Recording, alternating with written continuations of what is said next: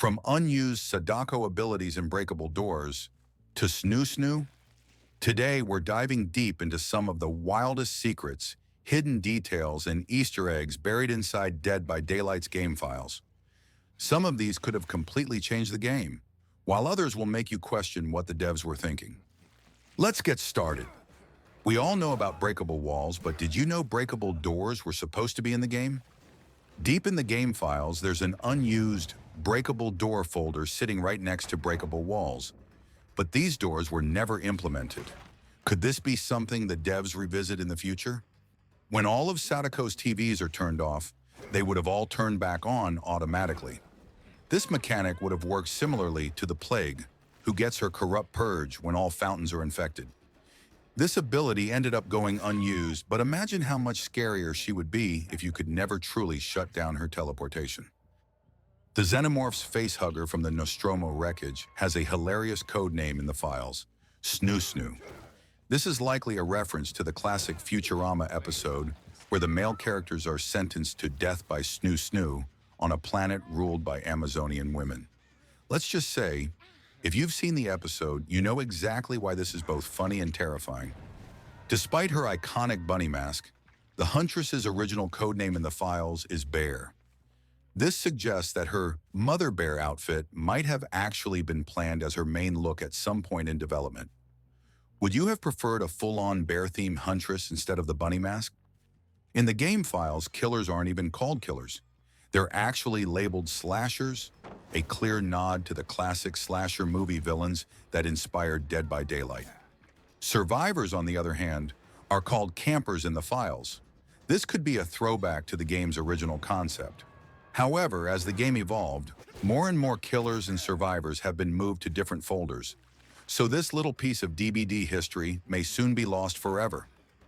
Maurice, our favorite three-eyed demonic horse, has the codename Dying Horse in the files.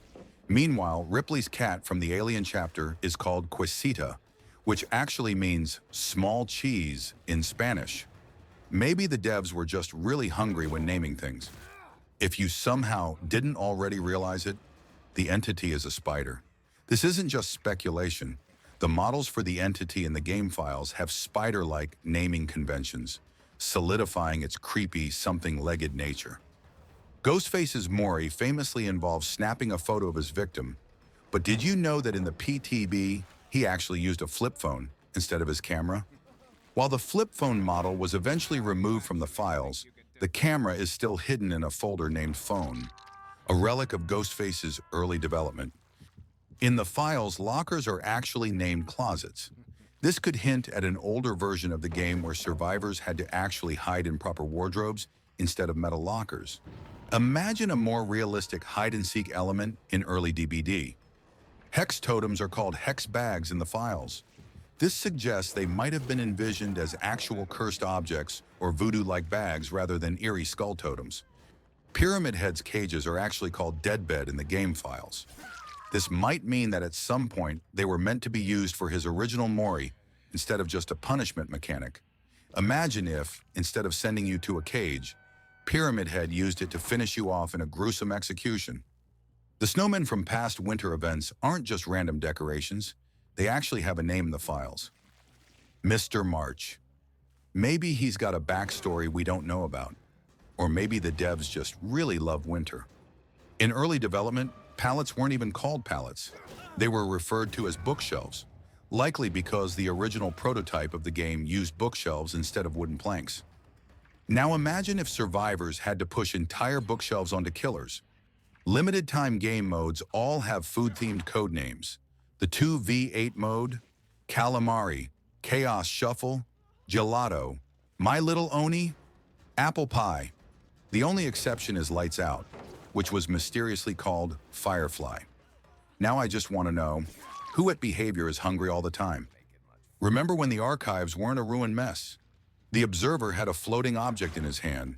Turns out that's officially called an artefact in the files. Just another piece of DBD lore hiding in plain sight. One of the nurse's skins has a fully modeled skeleton under her clothes. But why? Since it's barely visible in-game, it's likely a creepy detail the devs added just because they could. Pyramid Head's model has something weird in the files. A tongue. Was this supposed to be a hidden animation or just a bizarre leftover from development? Ace is all about gambling, so it makes perfect sense that the dollars he uses have his own face on them. The ultimate flex in the entity's realm. Originally, hooks were tied to each killer instead of the map.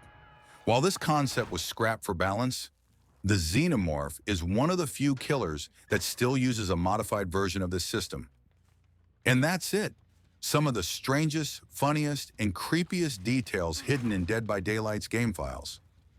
Which one was your favorite? Let me know in the comments below, and don't forget to like, subscribe, and hit the bell for more awesome DBD content. Thanks for watching.